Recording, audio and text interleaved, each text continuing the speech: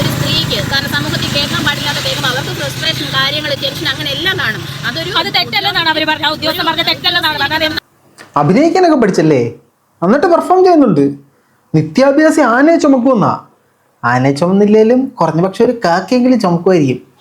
രേണുസുധിയുടെ അഭിനയം ഒരുപാട് മെച്ചപ്പെട്ടിട്ടുണ്ട്. വിഷയം രേണുസുധിയാണ്. രേണുസുധി നമ്മുടെ പ്രിയങ്കരനായ അതുൽ ബ്ലോഗ്സിനെതിരെ ഒരു കേസ് അങ്ങോട്ട് വെച്ച് കൊടുത്തിട്ടുണ്ടായിരുന്നു. അവിടെ ചെന്ന് അതുൽ ബ്ലോഗ്സ് കാര്യങ്ങളൊക്കെ പറഞ്ഞിട്ട് പോയി. രേണുസുധി ചെന്നപ്പോഴത്തേനും രേണുസുധി ആറ്റി കടക്ക് പുറത്തെന്ന് പറഞ്ഞ് പുറത്താക്കി എന്നാണ് പറയുന്നത്. കൂടുതൽ വിശദാംശങ്ങളാണ് നമ്മൾ ഈ വീഡിയോയിൽ കാണാൻ പോകുന്നത്. കൂടുതലായിട്ട് പിന്നില്ല, നേരെ വീഡിയോയിലേക്ക് കടക്കാം.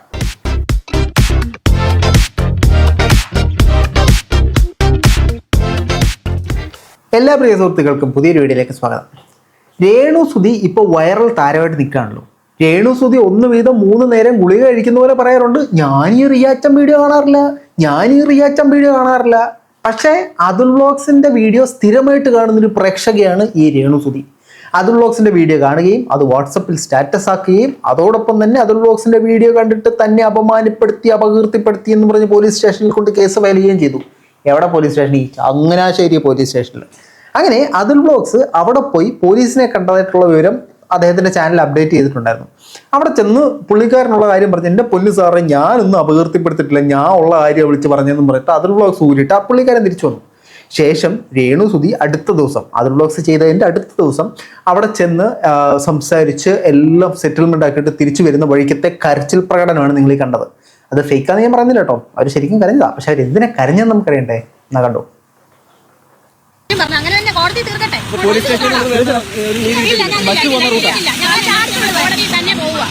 ചാടിച്ചു വിടുമായിരുന്നു അങ്ങോട്ട് എന്ന് പറഞ്ഞ പോലീസ് ചാടറ എന്ന് പറഞ്ഞ് ചാടിച്ചു വിട്ടു എന്നാണ് പറയുന്നത്.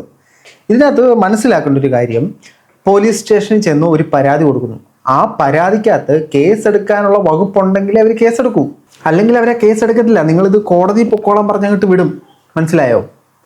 അപ്പോൾ അതാണ് അവിടെ സംഭവിച്ചത്. അത് കേസെടുക്കാനുള്ള വകുപ്പില്ലായിരുന്നു എന്ന് നിങ്ങൾ മനസ്സിലാക്കുക. അതായിരിക്കും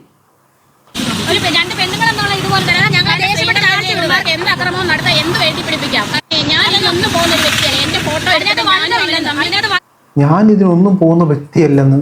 അതിന് ഇവരാരിവര്? ഇത് രേണുസുധയുടെ ചേച്ചി അനിയത്തി ആരോ ആണ്. പുള്ളിക്കാരി 2-3 ദിവസം കൊണ്ടേ പുള്ളിക്കാരി എന്തോ പറഞ്ഞെന്നും പറഞ്ഞുകൊണ്ട് പുള്ളിക്കാരി ചാടി വരുന്നുണ്ട്. പുള്ളിക്കാരി ആരാണ്, എന്താണ് പറഞ്ഞത് എനിക്ക് ഇതുവരെ മനസ്സിലായിട്ടില്ല. അതായത് പുള്ളിക്കാരി കഴിഞ്ഞ ദിവസം രേണുസുധയുടെ ഇന്റർവ്യൂവിനകത്ത് പുള്ളിക്കാരി ചാടിക്കയറി വന്നിട്ട് ഞങ്ങളെ പറിച്ച് ഞങ്ങൾക്ക് ഇവർ കയറി ജീവിക്കാൻ പറ്റുന്നില്ല എന്ന് പറഞ്ഞ് പുള്ളിക്കാരി സ്റ്റാർ ആകാൻ നോക്കുന്നു. രേണുസുധയുടെ ഫെയിം കണ്ട ആൽബം ചെയ്യുന്നവനൊക്കെ യൂസ് ചെയ്യുന്നു. അപ്പം ചേച്ചിക്ക് യൂസ് ചെയ്തെന്താ, അല്ല സഹോദരിക്ക് യൂസ് ചെയ്തെന്താ ബാക്കിയാണോ? ചാറ്റ് വീഡിയോ കോൾ എന്ന് പറഞ്ഞ് അവന്റെ ഓൺലൈൻ വീഡിയോ വഴി പ്രചരിപ്പിച്ചേക്കോ. എനിക്ക് അവനുമായിട്ട് ഒരു ബന്ധമില്ല. അവന്റെ ഒരു മെസ്സേജ് എൻ്റെ ഒരു വാട്സപ്പിലോ മെസ്സഞ്ചറിലോ ഒന്നും വന്നിട്ടില്ല. ഞങ്ങളൊക്കെ സമൂഹത്തിൽ മുന്നിൽ ഇറങ്ങി ജീവിക്കുന്നവരല്ലേ. അതുലിന് മെസ്സേജ് അയച്ചു കഴിഞ്ഞാൽ സമൂഹത്തിൽ ഇറങ്ങി ജീവിക്കാൻ പറ്റത്തില്ലേ? അതൊരു വല്ലോ അറിവാണ്. പുള്ളിക്കാരി പറയുന്നത് അതുൽ വ്ലോഗ്സ് പുള്ളിക്കാരി ചാറ്റ് ചെയ്തു, മെസ്സേജ് അയച്ചു എന്ന് പറഞ്ഞ് പ്രചരിപ്പിച്ചു. അപ്പോൾ അങ്ങനെ ഒരു സംഭവം ഇല്ല, ഞാൻ മെസ്സേജ് അയച്ചിട്ടേ ഇല്ല. ഇനി നമുക്ക് അതുൽ വ്ലോഗ്സിന്റെ ചാനലിലേക്ക് ഒന്ന് എത്തി നോക്കിയാലോ. അതുൽ വ്ലോഗ്സിന്റെ ചാനൽ നമ്മൾ നോക്കുമ്പോഴത്തേനും പുള്ളിക്കാരൻ ഇന്ന് ലേറ്റസ്റ്റ് ആയിട്ട് ഇപ്പോൾ ഇട്ട വീഡിയോക്കകത്ത് റിലീസ് ചെയ്തതാണ് ഇവരുടെ ചാറ്റ്. ലിബു ജോസഫോ എന്തോ രമ്യ എന്ന അവരുടെ പേര്, ഇവരുടെ ഒരു ചാറ്റ്. ആദ്യം ഇവരൊരു കൊളാബ് അതുലിന് അയച്ചേക്കുന്നു. അതുൽ വ്ലോഗ്സിന് രേണുസുധിയെ 1 വീതം 3 നേരം പാരസിറ്റമോൾ കഴിക്കുന്ന പോലെ വിമർശിക്കുന്ന അതുൽ വ്ലോഗ്സിന് നമ്മൾ മോശമൊന്നുമല്ല കേട്ടോ, കൊളാബ് ചെയ്തേക്കുന്നു. നമുക്കൊരു കൊളാബ് തന്നില്ല കേട്ടോ. അപ്പോൾ അതുൽ വ്ലോഗ്സ് അതിൻ്റെ ഒരു ഹൃദയം ഇട്ടുകൊടുത്തു. ശേഷം അവർ തിരിച്ചൊരു ഹൃദയം ഇട്ടുകൊടുത്തു. ആ ഹൃദയത്തിന് അതുൽ വ്ലോഗ്സ് ഡബിൾ ടാപ്പ് ചെയ്തൊരു ഹൃദയം ഇട്ടുകൊടുത്തു. ഇതിന് വേണ്ടി ഹൃദയം അവരുടെ ഈ ചാറ്റിനകത്ത്. അതിനുശേഷം അവർ അതുൽ വ്ലോഗ്സിനെ വീഡിയോ കോൾ ചെയ്തു. അതിൽ ആ കോൾ എടുത്തിട്ടില്ല കേട്ടോ, വീഡിയോ കോള് അതുലിനെ അങ്ങോട്ട്. എന്നിട്ടാണ് പറഞ്ഞത് മെസ്സഞ്ചറിലോ വാട്സാപ്പിലോ മറ്റേ ഇന്ത്യൻ പോസ്റ്റിനകത്തോ എഴുതിയിട്ട് ഞാൻ അയച്ചിട്ടില്ല എന്ന് പറഞ്ഞത്. ഇവർ പറയുന്നത് മുഴുവൻ കള്ളമാണ്. ഇത് രേണുസുധി പറയുന്നത് ഫുൾ ഉടായിപ്പ്. ഈ ചേച്ചി അതായത് അത് തന്നെ സംഭവം, നിങ്ങൾ ഉദ്ദേശിച്ച തന്നെ സംഭവം. അത് ഒരു അച്ചി വാർത്ത എല്ലാം ഏകദേശം ഒരേപോലെയൊക്കെ ഇരിക്കത്തുള്ളൂ. അതിനുശേഷം അതുൽ വ്ലോഗ്സ് ചോദിക്കുന്നത് എന്താ വിളിച്ചതെന്ന് ചോദിച്ചു. അതിനുശേഷം ഈ പ്രശ്നങ്ങളെല്ലാം നടന്നതിന് ശേഷം അതുൽ വ്ലോഗ്സ് ചോദിച്ചേക്കുന്നു, ഞാൻ എപ്പോഴാണ് നിങ്ങൾക്കെതിരെ സംസാരിച്ചത്, എനിക്ക് ഒന്ന് പറഞ്ഞു തരാമോ എന്ന് ചോദിച്ചിട്ട് അങ്ങോട്ട് ഒരു വോയിസ് കോൾ ചെയ്തിട്ടുണ്ട്. ആ വോയിസ് കോളിന് അവർ റെസ്പോണ്ട് ചെയ്തിട്ടില്ല. അപ്പോൾ അതിനെ പെടുത്താനാണ് ഇങ്ങോട്ടൊരു വീഡിയോ കോൾ ചെയ്തതും ഇങ്ങോട്ടൊരു മറ്റേ കൊളാബ് ഇട്ട് കൊടുത്തതും. എന്തൊക്കെയാണോ എന്തോ, ബുദ്ധി കൂടിപ്പോയി ഭ്രാന്തായതാണോ അതോ ബുദ്ധി ഇല്ലാത്തതാണോ എന്നറിയത്തില്ല. നമുക്ക് ബാക്കി കാണാം. മൊത്തം നാണം കെട്ടു. ഇനിയിപ്പോ ഒരു ജീവനല്ലേ, അതങ്ങ് പോയാലും കുഴപ്പമില്ല. ആരുടെ ഒരു ജീവൻ? ഇത് ഈ ചേച്ചി അല്ലെങ്കിൽ അനിയത്തി, ഈ പുള്ളിക്കാരി, ഇവര് സ്റ്റാർ ആവലാണെന്നാണ് എനിക്ക് തോന്നുന്നത്. എൻ്റെ ഇത് പ്രകാരം ചാനൽ മീഡിയ കണ്ടപ്പോഴത്തേനും ഞാൻ സ്റ്റാർ ആയേക്കാം, എനിക്കും സെലിബ്രിറ്റി ആ സെറ്റപ്പിലായിട്ടാ. നിങ്ങൾ ശ്രദ്ധിച്ചോ? നിങ്ങൾ ഇവരുടെ ആറ്റിറ്റ്യൂഡ്, ഇവർ സംസാരിക്കുന്നു, അല്ലെങ്കിൽ മുമ്പിൽ കയറി സംസാരിക്കുന്നു, നിങ്ങൾ ശ്രദ്ധിച്ചു? ഇതിനെന്നാണേലും ഞങ്ങൾക്ക് നീതി കിട്ടിയേ പറ്റത്തുള്ളൂ. ഞങ്ങൾ നേരെ കോർട്ടിൽ പോകും. രേണുസുതിയെ പോലീസ് പേടിപ്പിച്ചു വിട്ടോ? അങ്ങനെ പേടിക്കുന്നവനല്ലടാ ഞാൻ, താഴത്തിലടാ. രേണുസുതി എങ്ങനെ പേടിപ്പിക്കുന്നത്? It's impossible. ഇംപോസിബിലിറ്റീസ് ഞാൻ വിശ്വസിക്കില്ല. രേണുസുതി അവരെ പേടിപ്പിച്ചെന്ന് ഞാൻ വിശ്വസിക്കില്ല.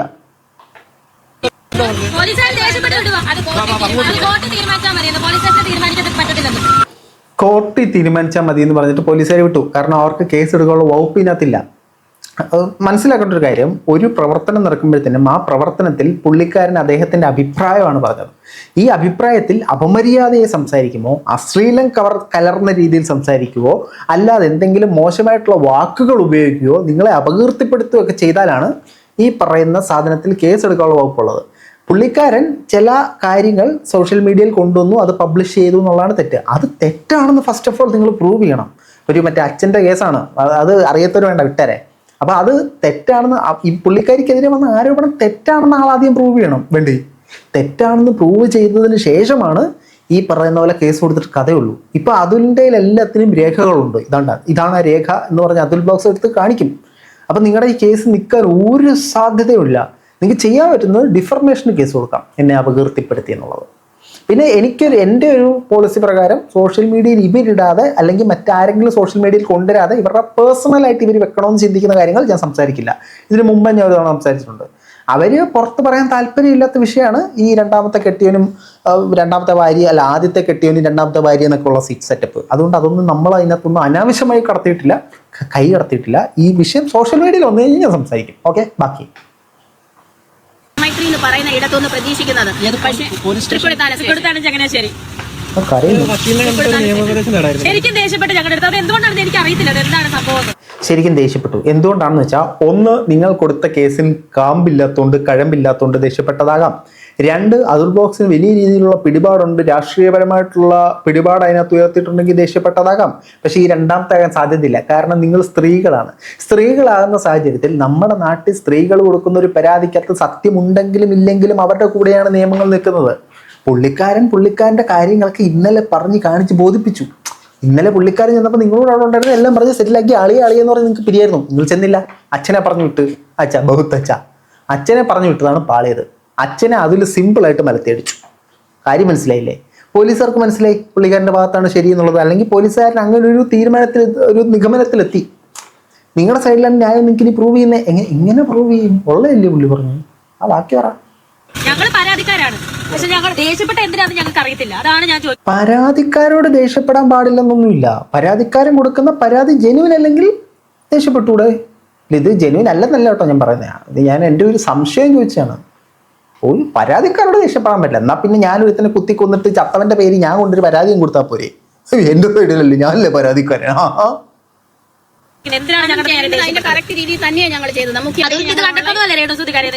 നമുക്കൊരു നിയമത്തിന് നമ്മൾ എന്താ പറയാ ബഹുമാനിക്കുന്നതുകൊണ്ടാണ് നമ്മൾ പോയതും നമ്മൾ അവിടെ പരാതി കൊടുത്തു. അപ്പൊ നമ്മുടെ അടുത്ത് ദേഷ്യപ്പെടുമ്പോൾ നമ്മൾ പെണ്ണുങ്ങളാണ്.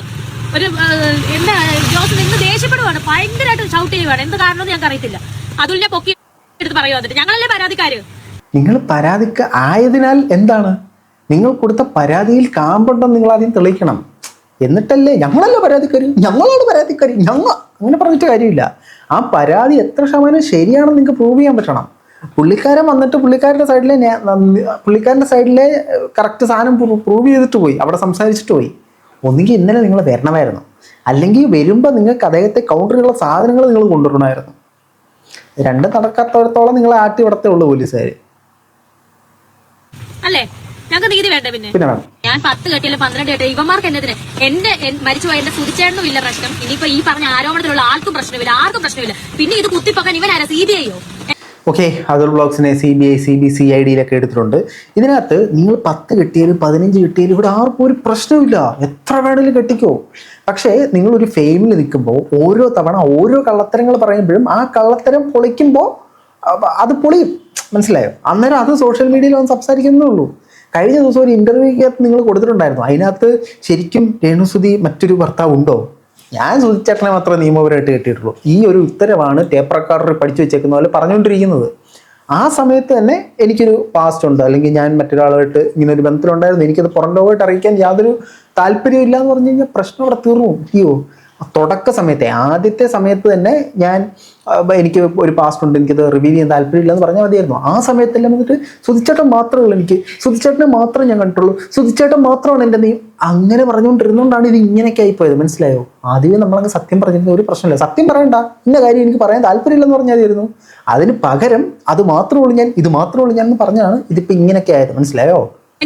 പുറകെ നടക്കാൻ ഇവനെ ആരും ഏൽപ്പിച്ചിട്ടുണ്ടോ? എന്റെ പുറകെ ഇതാണ് ആവിഷ്കാര സാധ്യത. ഒരു കോലും പിടിച്ചോണ്ട് ബ്ലോഗറാണെന്ന് പറഞ്ഞ് എന്റെ പുറകെ എന്തിനാണ് ഇവ നടക്കുന്നത്? കോലും പിടിച്ചോണ്ട് ബ്ലോഗറാണെന്നും പറഞ്ഞിട്ട് അത് അതുൽ ബ്ലോഗ്സിനെയാണ് പറയുന്നത്. മറ്റ് നിങ്ങളുടെ പുറകെ ക്യാമറ തൂക്കിക്കൊണ്ട് നടക്കുന്ന അവരല്ലേ കോലും പിടിച്ചോണ്ട് നിങ്ങളുടെ പുറകെ നടക്കുന്നത്.